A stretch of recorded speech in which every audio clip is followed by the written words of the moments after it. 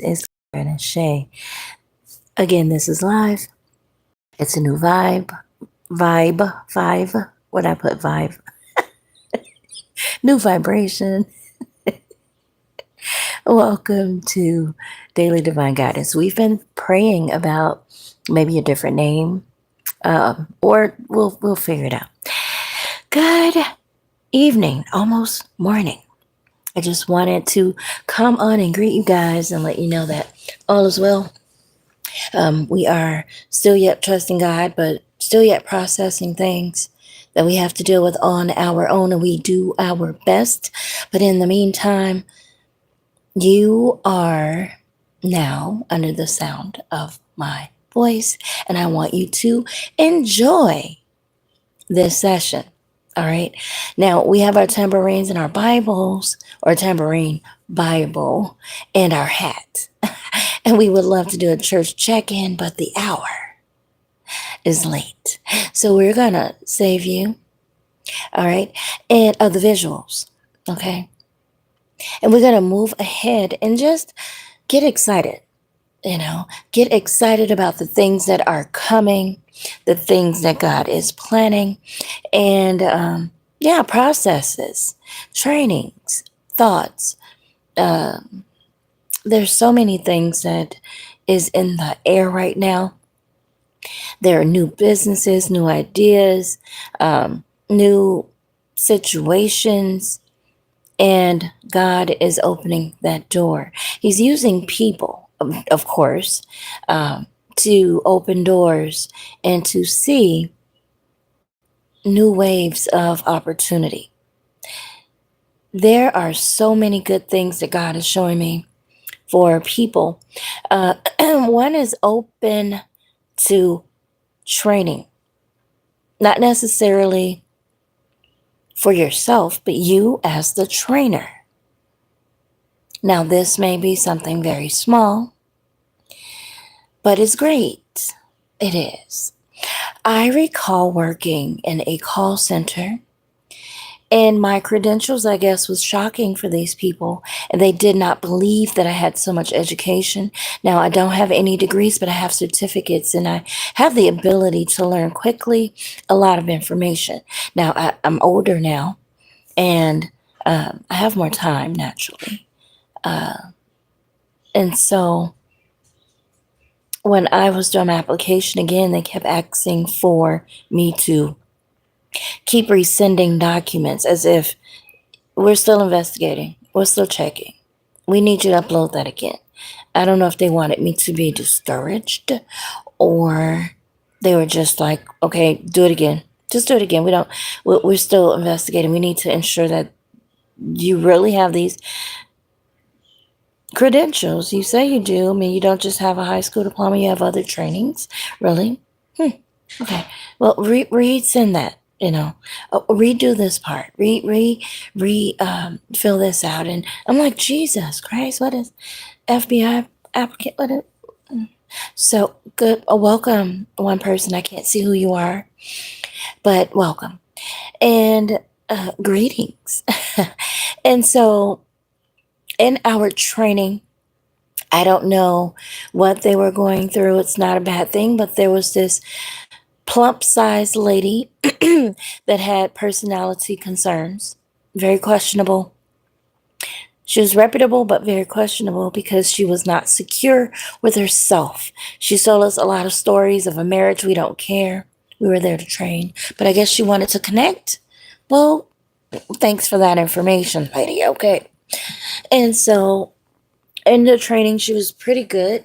I just met a fellow, and it seems that whatever he was doing, whatever his agenda was, as you can see in my videos, the theme of my life is whenever I start something new, I want to use creative words, guys. I will keep this pretty.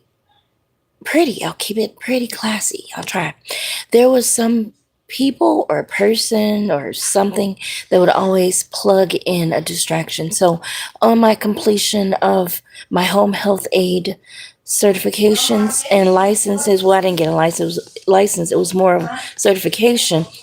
There were people that I believe sent this fella in, and he's very creative. I had to use the restroom a lot.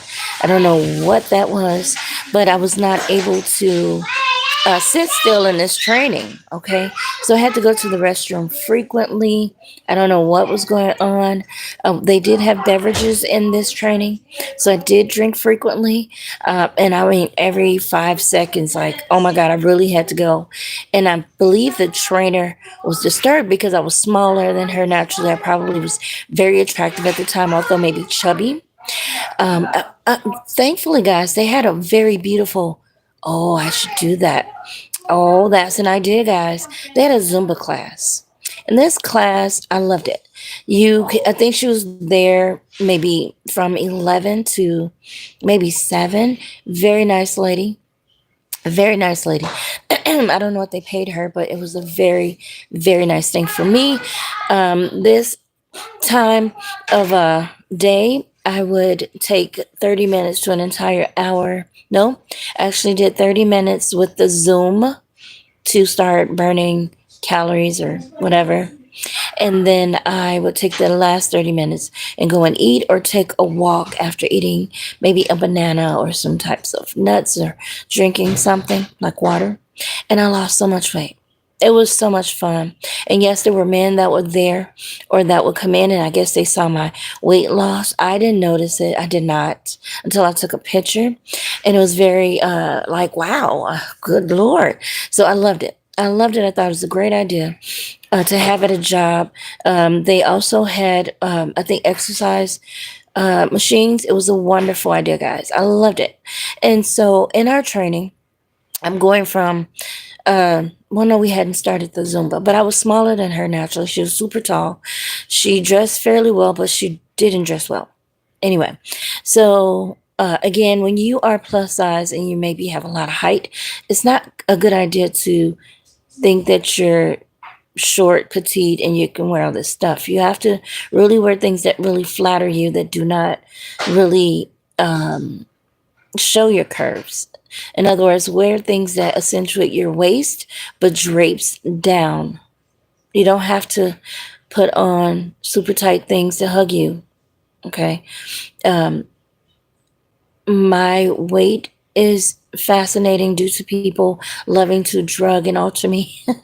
Weirdos.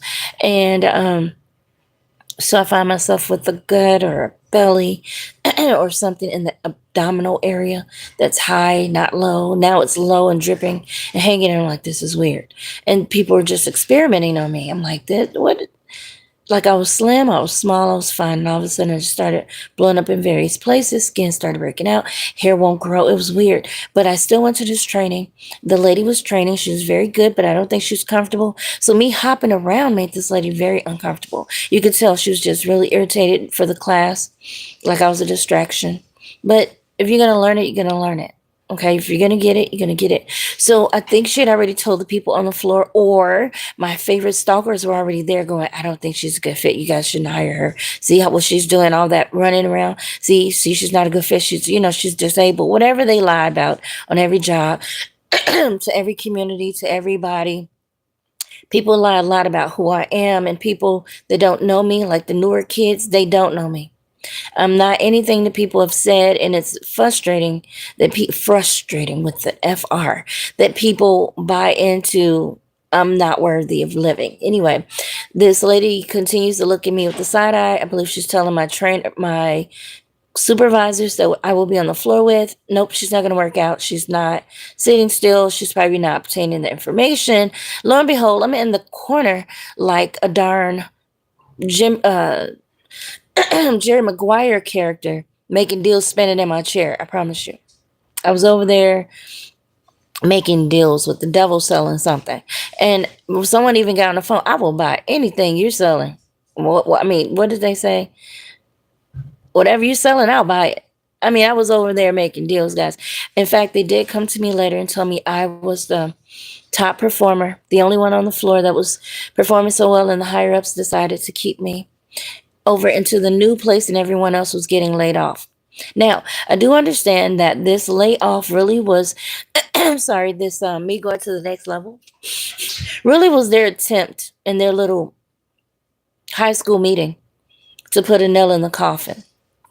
Why did they not like me? I don't know. Again, I don't know if someone, which throughout the theme of my life in the background has been going around saying bad things to employers, relationship people, family and friends. I don't know.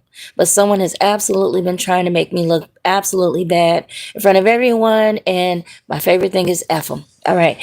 Now, so I do enjoy teaching and talking and training. I believe they actually put me in the position to do this lady's job.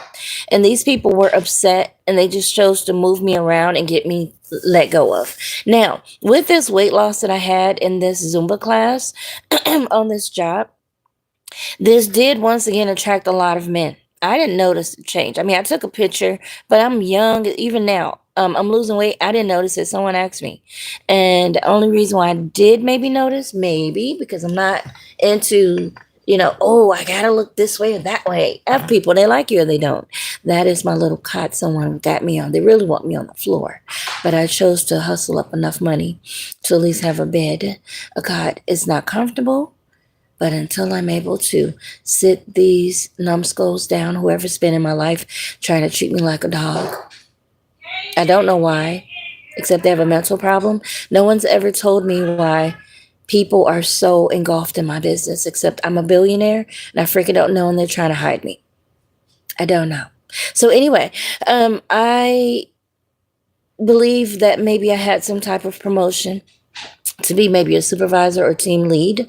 And these little scoundrels went ahead and just started trying to micromanage everything to find the loose ends of my performance or the sour sides and started magnifying them and presenting them to the higher ups as if, oh no, she's not all that. Now, these are everything that everyone has in every day. What do I mean by that? Every day there are customers that call in and they're hostile. They want to blow up the building. They think you're a cat and a dog and a female itch and a witch. Excuse me. And they vocalize it.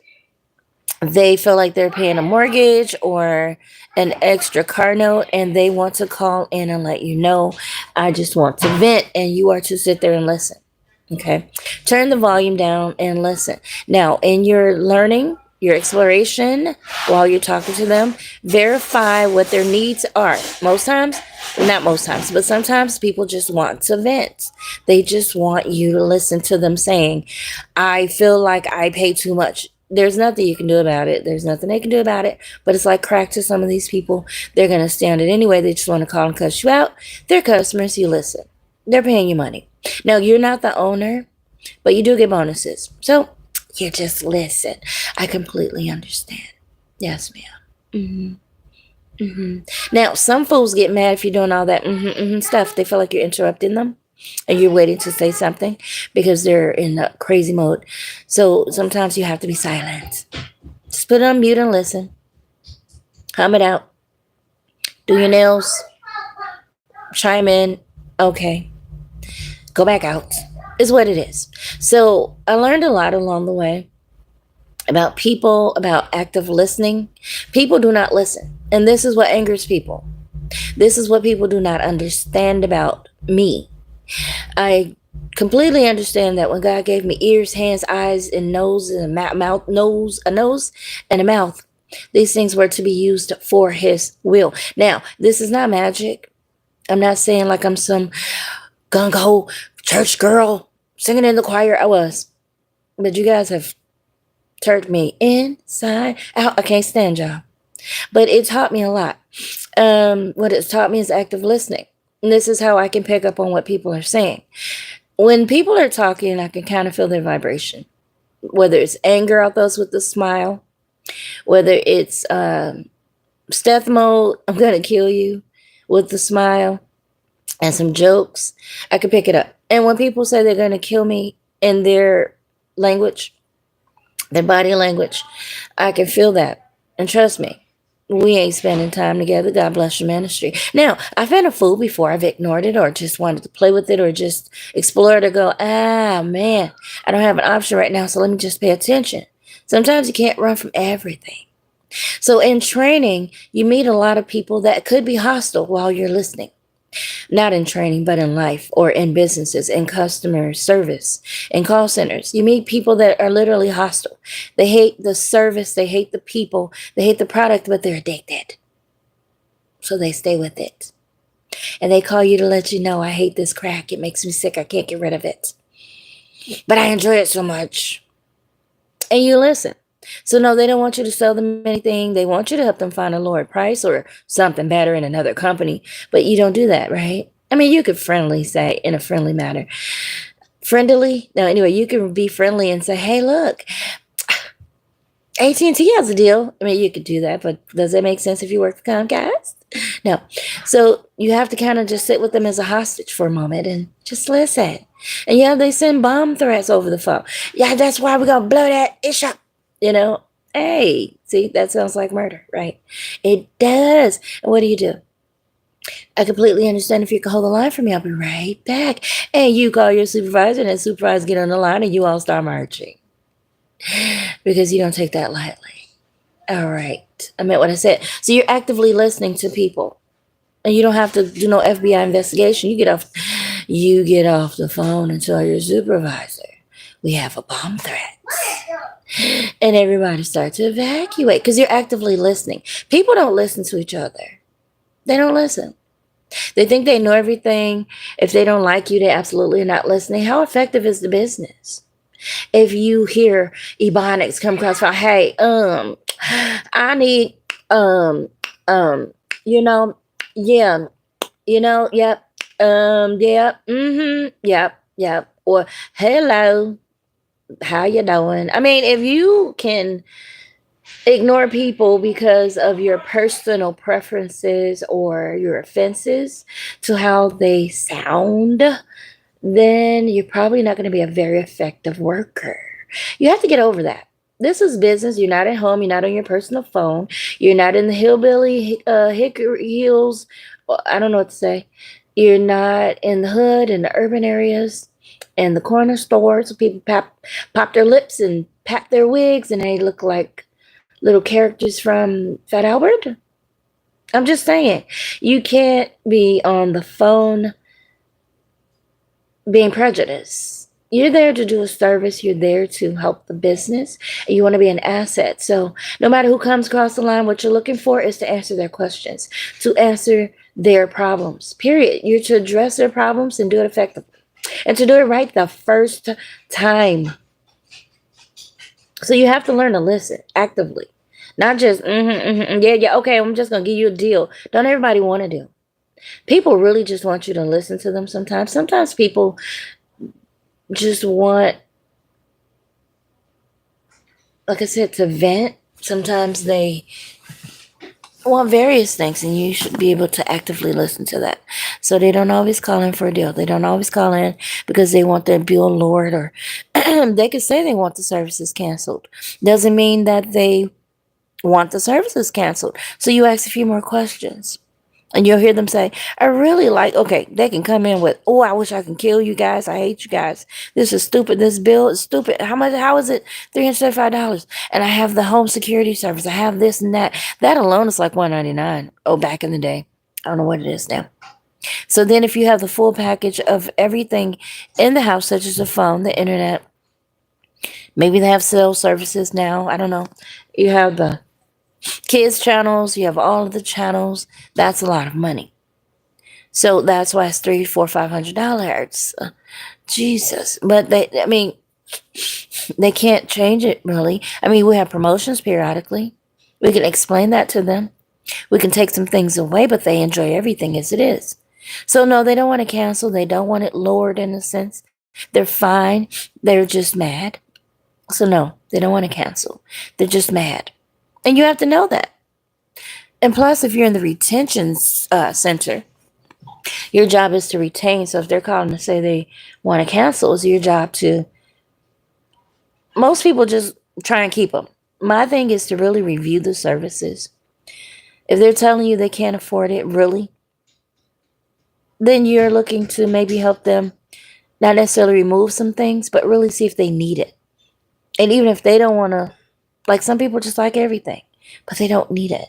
So you really just go through there and see what you can actually help them maybe remove, but keep them as a customer. They may go all the way down to basic, but in the company's eyes, that's better than them disconnecting everything. And if you make them mad for, in their eyes, everything, in your eyes, no reason at all, they're just mad, they may want to cancel everything.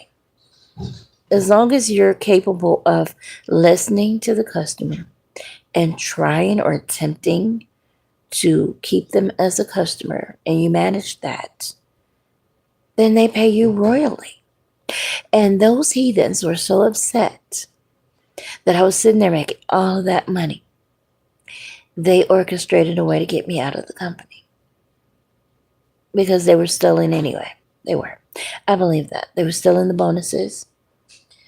And I questioned it. I said, look, every time we perform well, you guys basically take down the marquise of who's performing how. You freeze all the numbers. And then all of a sudden, we're looking at our numbers, keeping track. And then we come up with a shorter bonus, or, somehow you guys move the numbers around where it was a certain nationality. Everything went in their favor, where they can take care of their homes, their friends and family. And it's like, is that fair to us out here hustling on this floor? It was not. But they didn't care. They rather let you go because you're questioning them taking bonuses or something. Your advances or your, bonuses, I guess. Your payouts. And then, too, they were telling us to, I didn't say what name of the company, did I? Oh, God. I did not. What did they do? They did what? Bonuses. Oh, okay. So they would have us sign in like 15 minutes before time to ensure that we were going to, be ready for the calls. And we would get there early, 30 minutes, hour early. I did. And I would leave late if I could. Again, I made like $3,000 to $5,000. Nope. $8 to $10,000, $5,000 to $10,000 in tax returns because I worked, and I would do overtime, and I would do all the bonuses and hit all the marks. Again, I believe I was a great, right out of training, in training, probably top performer. They don't like that on jobs. It's weird. So I believe they had already decided that maybe I would advance, but then again, powers that be in the background, no, we don't think so. So they let me go. Was I brokenhearted? No, it wasn't the first time, but it will be the last. Okay, God is eliminating whoever these demons are that feel that I'm their slave. But I just wanted to get back to somebody's fit for a great training position. I don't know what this is, but someone sees you as an asset to teach others how to what? Bring more abundance. Yeah.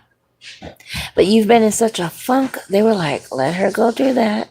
We'll be back. We'll be. Why don't you support the sister or the brother? Jesus. People need support out here. People need help. It's nothing like a. Anyway, God is good. You guys have a wonderful evening. Until next time. Love yourself and each other. And treat people how you want to be treated. Ain't that the same thing? All right. Bye now.